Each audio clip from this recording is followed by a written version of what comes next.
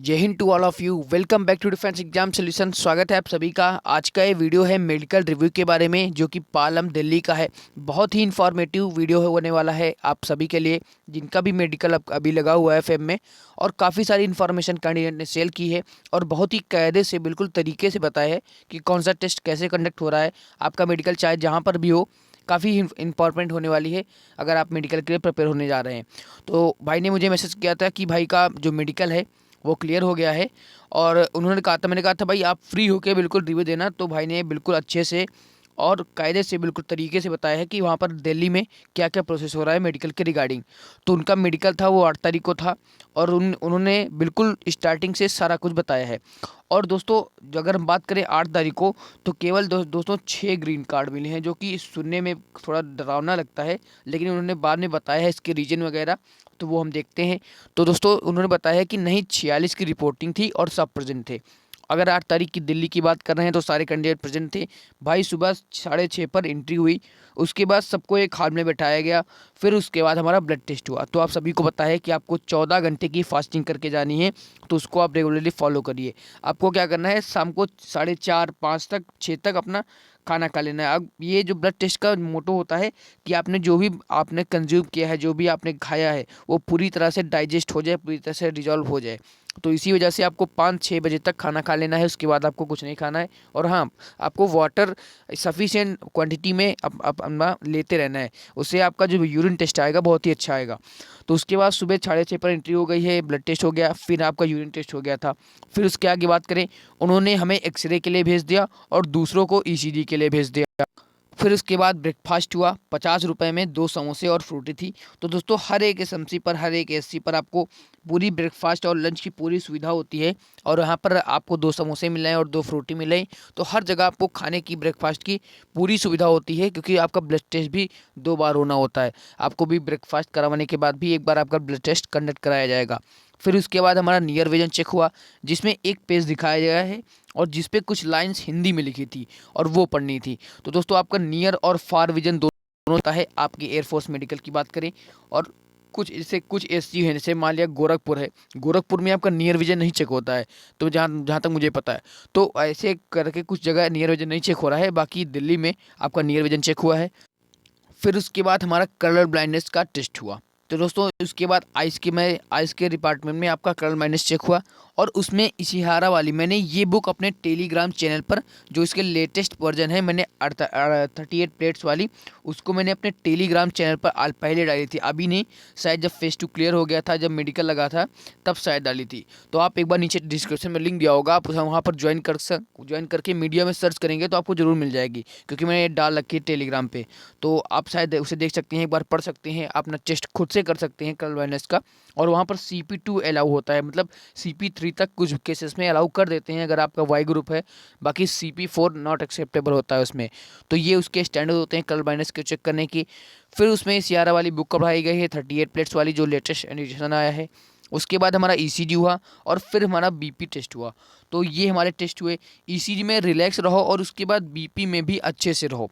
तो दोस्तों, ECG और जो BP होता है, आपको उसमें से बिल्कुल कूल रहना है, बिल्कुल नॉर्मल सा रहना है। ऐसा कुछ घबराना नहीं है कि यार हमारा BP चेक हो रहा है या हमारी ECG में कैसी कैसी मशीनें लग गई हैं। तो सोचना नहीं है कि यार क्या होने जा रहा है, बिल्कुल कूल रहो। और मैं बता दूं, ECG में आपको क्या करना है, ECG में आपको लेट के होता है ना, तो ECG में आप ऊपर छत की तरफ देखिए।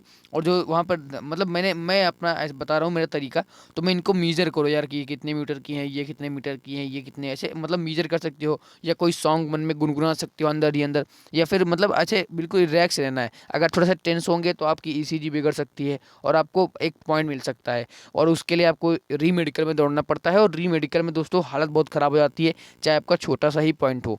तो उसमें एक टेंशन अलग से रहेगा मेडिकल से, री मेडिकल के दिन। तो ऐसा आपको नहीं करना है, बिल्कुल कूल रहना है ECG और BP में। फिर वहाँ आप, फिर मेरा BP भी बढ़ गया था, मतलब कोई दिक्कत नहीं होगी, मेरा BP बढ़ गया था। फिर वो सर कहने लगे कि कोई दिक्कत नहीं, तुम रिलैक्स रहो, और एक बार और मौका दिया। तो देखो कितना अच्छा स्टाफ है यार दिल्ली का, मतलब आपको एक बार मौका दे रहे हैं कि अगर आपका कुछ भी बिगड़ रहा है, होता है जनरली होता है, अगर आपका कुछ BP वगैरह बढ़ रहा है तो आपको एक मौका दे दिया जाता है। तो बहुत अच्छी बात है। फिर ठीक हुआ। उसके बाद हमारा हाइट, वेट और चेस्ट हुआ।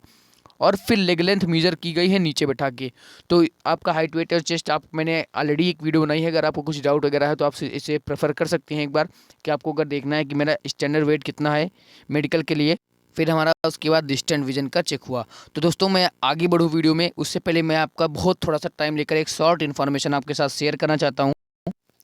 तो दोस्तों अगर आप अपकमिंग वैकेंसी के लिए एयरफोर्स, नेवी और एनडीए या कोस्ट गार्ड की वैकेंसी के लिए प्रिपेयर हो रहे हैं, और अगर आपको ऑनलाइन टेस्ट सीरीज़ की नीड है, या फिर आप समझते हैं कि ऑनलाइन टेस्ट के लिए हमें ऑनलाइन टेस्ट सीरीज़ भी बाई करनी चाहिए या हम प्रेफर कर सकते हैं अपनी प्रैक्टिस को इम्प्रूव करने के लिए, तो आप परीक्षा ऐप पर जा सकते हैं। अगर आपने नहीं डाउनलोड किया है तो नीचे डिस्क्रिप्शन में उसका लिंक दिया होगा, आप वहाँ से भी उसे डाउनलोड कर सकते हैं। और इसमें क्या होता है दोस्तों, आपको एक सफिशिएंट टाइम में, एक मतलब प्रिपेयर टाइम में आपको करना होता है टेस्ट। 20 मिनट में 20 क्वेश्चंस करने हैं तो करने हैं, और उसमें नेगेटिव मार्किंग होती है, पूरा टाइम शेड्यूल रहता है पूरा, और आपकी ऑल इंडिया की रैंक भी बनती है। तो आप अगर चाहें तो वहाँ पर ऑनलाइन टेस्ट सीरीज बाई कर कर प्रैक्टिस कर सकते हैं, और लगभग आपको 20 से टेस्ट अभी प्रोवाइड किए जा रहे हैं, और एग्ज़ाम आते आते 20 और ऐड कर दिए जाते हैं। तो आई थिंक ऑनलाइन प्रैक्टिस करने का ये one of the best platform है। अगर आपको बाई करना है तो एक बार इस कोड का यूज़ जरूर करना, एग्ज़ाम 50 आपको तुरंत इंस्टेंट 50% ऑफ मिल जाएगा। तो दोस्तों अब सीधा बढ़ते हैं रिव्यू की तरफ। तो दोस्तों आई के टेस्ट में ये वाला चार्ट उन्होंने बताया है कि सेम ये वाला चार्ट था भाई 3 विंग पालम में। तो दोस्तों ये मेरे गोरखपुर में भी था, और यही सेम मैंने अभी बरेली में 3 फेब को मैंने मेडिकल क्लियर करके ग्रीन कार्ड मैंने भी ले लिया है।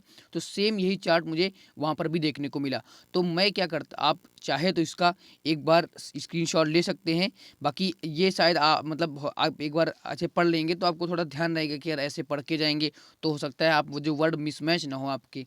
तो ये आप एक बार चाहे तो आप प्रेफर कर सकते हैं। बाकी यही जो मेजॉरिटी ऑफ द एएससीज हैं, एसएमसीज हैं, वहाँ पर यही वाला आइस का 6x6 का पढ़वाते हैं। तो आप एक बार इसे देख सकते हैं। उन्होंने तो बताया कि भाई यही वाला सेम चार्ट था 3 विंग पाला में। तो उसके आगे फिर हमारा हियरिंग टेस्ट हुआ दोस्तों। हियरिंग टेस्ट और आई टेस्ट 6x6 मतलब 6 मीटर की डिस्टेंस से ही आपके चेक किए जाते हैं।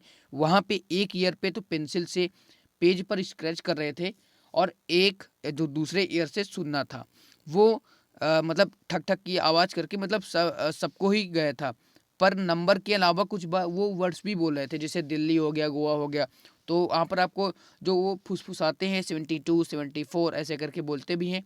और उन्होंने बताया है कि वर्ड के अलावा वहाँ पर कुछ वर्ड्स भी बोल रहे थे, जैसे दिल्ली हो गया, प्लेस वगैरह के नाम भी बोल रहे थे। तो आपको वो सुनकर बताना होता है ऐसा सब। फिर ear wax, heartbeat, DNS check हुआ।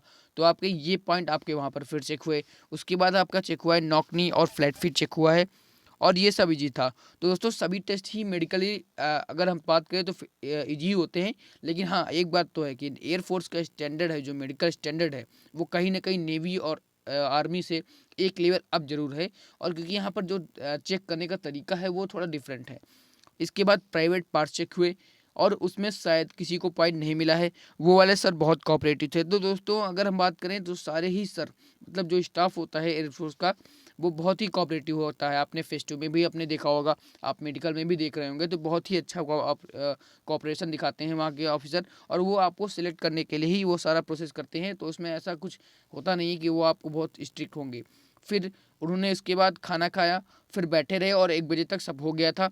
फिर उसके बाद जिसको पॉइंट मिले थे उसको दोबारा बुलाकर क्लियर करने का ट्राई कर रहे थे, मतलब एक बार रिव्यू कर रहे थे कि कोई पॉइंट दिया गया है तो हम ट्राई करें कि खुद से क्लियर कर पाएँ। लेकिन इसके बावजूद भी केवल 6 ग्रीन कार्ड मिले।